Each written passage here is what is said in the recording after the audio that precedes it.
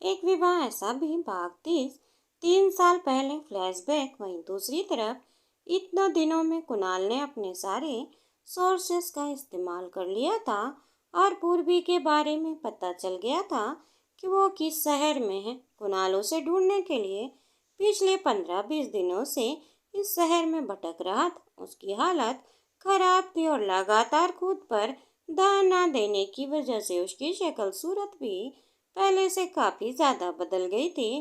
कुणाल अपनी कार से जा रहा था। उसने अपने कार के स्टीयरिंग पर अपने हाथ को मारते हुए कहा, कहाँ हो तुम पूर्वी? प्लीज प्लीज एक बार मुझे दिख जाओ। मैं तुम्हें मना लूंगा, अपनी गलती की माफी मांगूंगा, तुम्हें फिर से अपना बना लूंगा। मैं जानता हूँ तुम मुझसे प्यार करती हो और मैं नहीं चाहता कि तुम अकेले हमारे बच्चे की देखभाल करो। मैं तुम्हारे साथ अपने बच्चे की देखभाल करना चाहता हूँ। मैं तुम्हें बहुत प्यार करूँगा। प्लीज़ एक बार मुझे मिल जाओ। कुणाल खुद से ही ये सारी बातें कर रहा था। उसने अपनी आंखें कसकर बंद करते हुए कहा, प्लीज़ भगवान जी, अगर मेरा प्यार सच्चा है और आपको ऐसा लगता है कि मैं पूर्वी का प्यार डिजर्व करता हूँ, तो मुझे प्लीज़ मेरी पूर्वी से मिला दीजिए।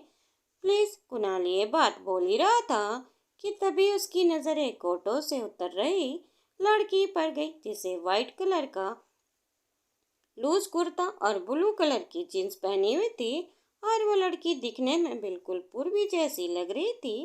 वो अस्पताल के बाहर ऑटो से उतरी, सीधा अस्पताल की तरफ जाने लगी। कुणाल ने जैसे ही उसे देखा दूसरी साइड की रोड पर था, उसने अपने मन में कहा, यह तो पूर्वी यह हॉस्पिटल में आई है, मतलब उसे मिल सकता हूँ। कुणाल पूर्वी को देखकर एक्साइटेड हुआ और इधर उधर देखने लगा। वहीं दूसरी साइड जाना था, उसने तुरंत अपनी कार की स्पीड को बढ़ाया। पूर्वी से मिलने के लिए अस्पताल की तरफ जाने लगा। तभी यू टर्न लेते टाइम हड़बड़ाहट में ध्यान नहीं दे पाया। उधर से आने वाली एक ऑटो से उसकी कार की टक्कर हो गई। जैसे ही उसकी कार ऑटो से टकराई, कुणाल का सिर सीधे जाकर स्टीयरिंग से टकराया और उसके सिर से खून निकलने लगा। ऑटो के अंदर जो लोग बैठे थे वो लोग बाहर उतरे और वो लोग कुणाल को बुरा भला बोलने लगे। वहां जितने भी लोग मौजूद थे उन सब ने कुणाल की कार को घेर लिया, उसे आगे नहीं जाने दिया। कुणाल ने उन सब की तरफ देखते हुए कहा, आई एम सॉरी, मेरी गलती, मुझे देखकर टर्न लेना चाहिए था। आई एम सॉरी, प्लीज मुझे अभी जाने दीजिए, मेरा हॉस्पिटल जाना बहुत जरूरी है। लेकिन वो लोग कुणाल को जाने ही नहीं दे रहे थे और वहां पर आर्ग्यूमेंट होने लगा। तभी कुणाल ने कहा, आई एम सॉरी, आप लोगों को जो भी नुकसान हुआ है मैं उसे पे कर दूंगा, बट प्लीज अभी मुझे जाने दीजिए। कुणाल वहां जाने के लिए तड़प रहा था, लेकिन उन लोगों ने कुणाल की बात नहीं मानी। कुणाल ने उन लोगों को उनका हर्जाना दिया और देखते देखते काफी ज्यादा टाइम हो गया और तुरंत अपनी कार को लेकर सीधे अस्पताल के पास गया।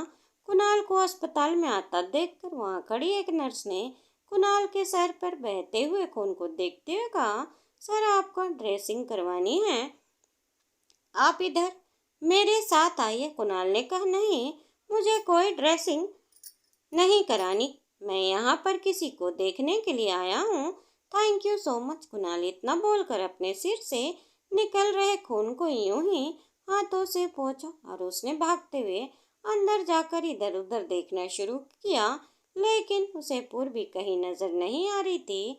वहीं पूर्वी को ढूंढ रहा था, लेकिन उसे पूरे अस्पताल में पूर्वी कहीं नहीं मिली और वो थक हार कर अस्पताल के बाहर आया और तभी उसे देखा पूर्वी एक ऑटो में बैठकर वहां से जा रही थी। कुणाल ने तेज आवाज में चिल्लाते हुए कहा, पूर्वी पूर्वी रुको, मेरी बात सुनो। लेकिन पूर्वी ऑटो में बैठी हुई थी और उसने कुणाल की आवाज पर ध्यान ही नहीं दिया। कुणाल तुरंत अपनी कार में आकर बैठा। उसने उस ऑटो का पीछा करना शुरू किया। उसने धीमी आवाज में कहा, आज मैं पूर्वी से मिलकर ही रहूंगा, उससे माफी मांग कर रहूंगा, मुझे उससे मिलना है, फिर चाहे कुछ भी हो जाए। कुणाल तुरंत अपनी कार को उस ऑटो के पीछे लगाते हुए सीधे सीधे उसी के जगह पर पहुंचा जहां पूर्वी की ऑटो आकर रुकी थी। पूर्वी ने ऑटो से बाहर निकलकर ऑटो वालों को पैसे दिए और वो अपने घर के अंदर जा ही रही थी कि तभी पीछे से कुणाल ने उसे आवाज लगाते हुए कहा, पूर्वी पूर्वी रुको, मेरी बात सुनो। पूर्वी चलते चलते रुकी।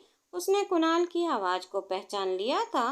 वो जैसे ही पीछे मुड़ी उसने देखा कुणाल अपनी कार से उतर रहा था। पूर्वी ने जल्दी से आगे मुड़कर घर के अंदर जाना शुरू किया और तेज कदमों के अंदर जाने लगी। उसने मन में कहा, हे भगवान, कुणाल यहाँ कैसे आ गया? अगर उन्होंने मुझे इस हालत में देखा तो वो मेरा बच्चा, नहीं, मैं अपने बच्चे को कुछ नहीं होने दूंगी। पूर्वी जल्दी से अपने घर के अंदर गई और कुणाल भागते हुए उसके पास आया। उसने पूर्वी का हाथ पकड़ते हुए कहा, पूर्वी मेरी बात सुनो, मैं तुम्हें आवाज लगा रहा हूँ, तुम मेरी बात सुन क्यों नहीं रही हो? पूर्वी ने कुणाल का हाथ हटाते हुए कहा, जरा दूर रहो मुझसे, क्यों आए हो यहाँ? मुझे तुमसे कोई बात नहीं करनी। पूर्वी इतना बोलकर घर के अंदर जाने लगी। उसने घर का दरवाजा बंद करने की कोशिश की। कुणाल ने अपना हाथ दरवाजे के बीच में रखते हुए कहा, मैं तुमसे बात करना चाहता हूँ, प्लीज 1 मिनट मेरी बात सुन लो। पूर्वी, आई नो मैं गलत था, मैंने तुम्हारे साथ बहुत गलत किया, लेकिन उसकी सजा मुझे इस तरह मत दो, प्लीज मेरी बात सुनो। कुणाल बार बार बोल रहा था। पूर्वी ने अपना सिर हिलाते हुए, कोई बात नहीं, नहीं करनी मुझे, मुझे अकेला छोड़ दो, मैं अपनी लाइफ में आगे बढ़ चुकी हूँ, मुझे अब किसी की जरूरत नहीं और तुम्हारी तो बिल्कुल भी नहीं। चले जाओ यहाँ से, चले जाओ कुणाल। पूर्वी तेज आवाज में चिल्लाते हुए कुणाल को वहां से जाने के लिए कहने लगी। तभी पूर्वी जिस घर में रह रही थी उस घर की मालकिन वहां पर आई और उन्होंने पूर्वी की तरफ देखते हुए कहा, ये कौन है? पूर्वी ने कुणाल को घूरते हुए देखकर कहा, मुझे नहीं पता आंटी, मैं अपने रूम में जा रही हूँ। कुणाल ने पूर्वी के मुंह से ये बात सुनी और पूर्वी का हाथ पकड़ते हुए बोला, ऐसा कैसे बोल सकती हो पूर्वी, बीबी हो तुम मेरी। इसके आगे कुणाल और कुछ बोल पाता। पूर्वी की मकान मालकिन वहां पर आई। उन्होंने कुणाल को बोलते हुए देखकर कहा, क्या बोल रहे हो तुम? कुणाल ने कहा, मैं सच बोल रहा हूँ, पूर्वी मेरी बीबी है। पूर्वी ने कुणाल का हाथ अपने हाथ से झटकते हुए कहा, बीबी नहीं हूँ मैं तुम्हारी, तलाक हो चुका है हमारा, मेरा तुमसे कोई रिश्ता नहीं है, जाओ तुम यहाँ से, जाओ। इतना बोलकर उसने कुणाल को धक्का दिया। कुणाल मुंह पर दरवाजा बंद कर दिया। कुणाल दरवाजा पीटते हुए बोला, प्लीज पूर्वी 1 मिनट मेरी बात सुनो। लेकिन पूर्वी उसकी कोई बात सुनने को तैयार नहीं थी और सीधा अपने रूम में चली गई।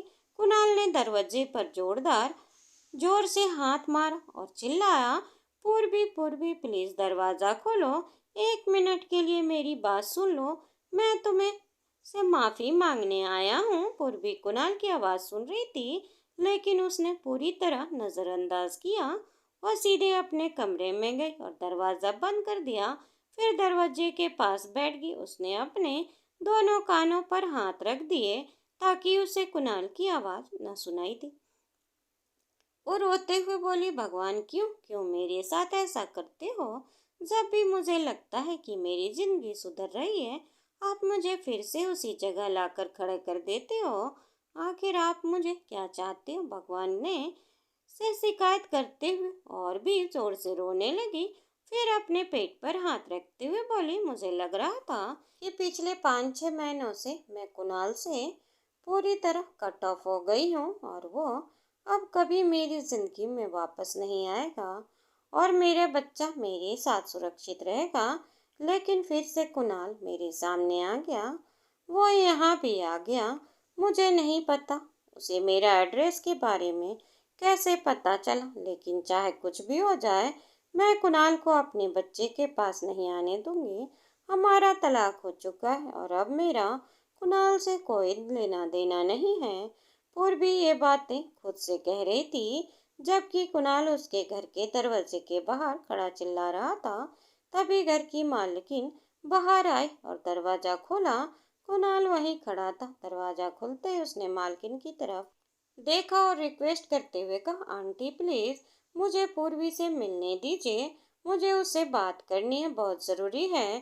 कुणाल अंदर आ ही रहा था कि मालकिन ने उसे रोका। अरे अरे रुको, ऐसे कैसे तुम मेरे घर के अंदर आ रहे हो? और वैसे भी पूर्वी तुमसे कोई बात नहीं करनी। उसने कहा तुम दोनों का तलाक हो चुका है और अब तुम दोनों पति पत्नी नहीं हो, इसलिए मैं तुम्हें उससे नहीं मिलने दूंगी। तुम चुपचाप जाओ यहाँ से।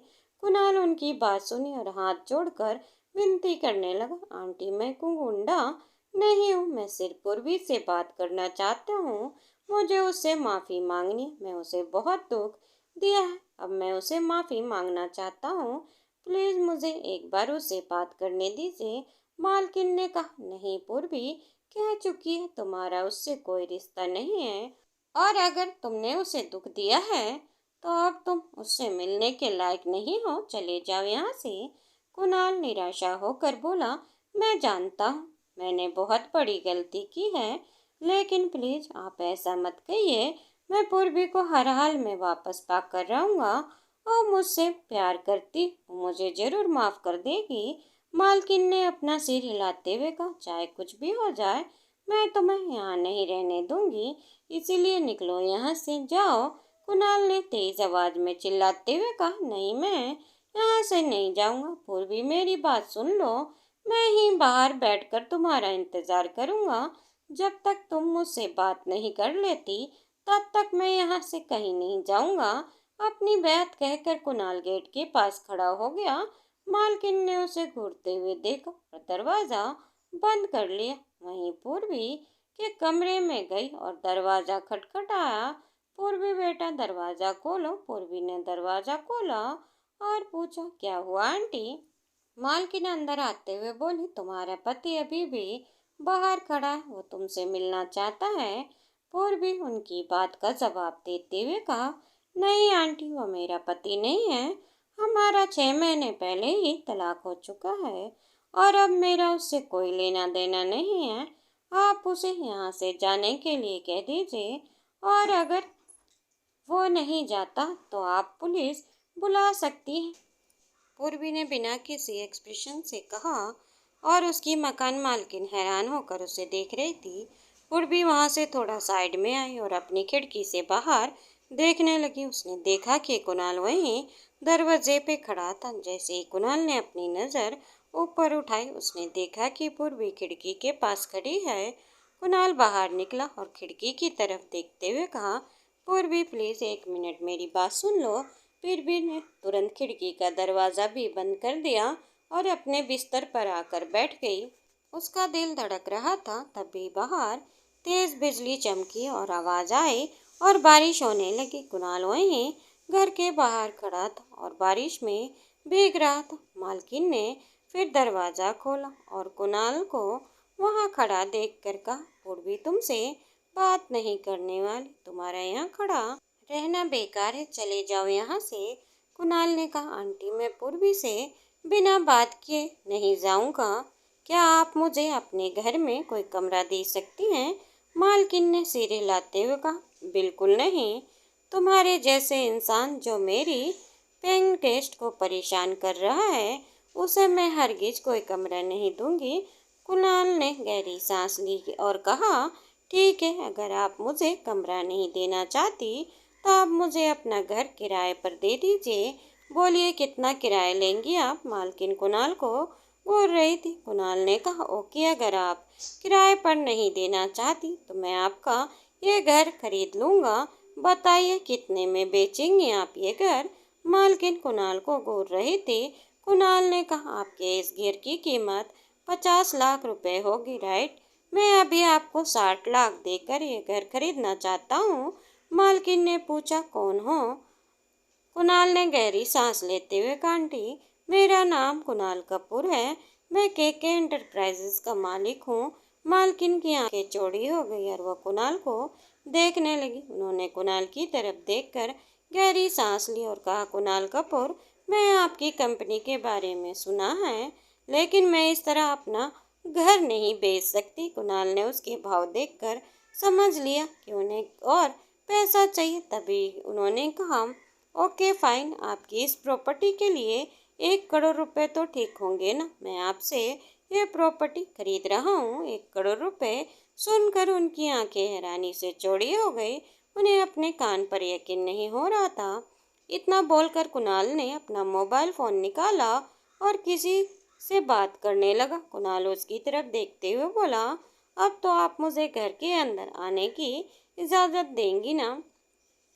उन्होंने सिर हिलाया और कुणाल को अंदर ले गई। उन्होंने कुणाल को तौलिया देते हुए कहा, ये लो बेटा, अपना ख्याल रखो वरना तुम्हें सर्दी हो जाएगी। कुणाल ने तुरंत उनके हाथ से तौलिया ले लिया और थैंक यू बोलते हुए धीरे से अपना सिर झुकाया। काफ़ी रात हो गई थी। उन्होंने कुणाल को खाना दिया और अगली सुबह कुणाल ने अपने वकील और बाकी लोगों को बुलाया और मकान मालकिन के आधे पैसे एडवांस में दे दी। इतना पैसा देखकर बिल्कुल शॉक्ड हो गई। उन्होंने धीरे से पैसा उठाते हुए कहा, इतना पैसा तो मैंने अपनी पूरी जिंदगी में नहीं देखा। कुणाल ने कहा, आप चाहे तो यहाँ से जा सकती हैं या फिर कुछ दिन रुकना चाहे तो भी मुझे कोई प्रॉब्लम नहीं है। घर की मकान मालकिन ने सिर हिलाते हुए कहा, हाँ बिल्कुल, वैसे भी मैं कब से गांव जाने के बारे में सोच रही थी और इतने पैसे मिल गए हैं। बाकी पेपर वर्क के लिए मैं अपना बेटे को आपके आदमियों का नंबर दे दूंगी। आप लोग बाकी बात उससे कर लीजिएगा। कुणाल ने हामी भरी। आंटी कमरे में जाकर अपना सामान पैक करने लगी। दोस्तों, उम्मीद करती हूँ आपको यह कहानी पसंद आई होगी। कहानी पसंद आई हो तो वीडियो को ज़्यादा से ज़्यादा लाइक, चैनल पर नए हो तो चैनल को सब्सक्राइब करना न भूलें। बेल आइकन दबाएं जिससे मेरी वीडियो की फ्री नोटिफिकेशन आप तक पहुंचती रहे। और हमें कमेंट करके ज़रूर बताएं आपको ये कहानी कैसी लगी। धन्यवाद दोस्तों।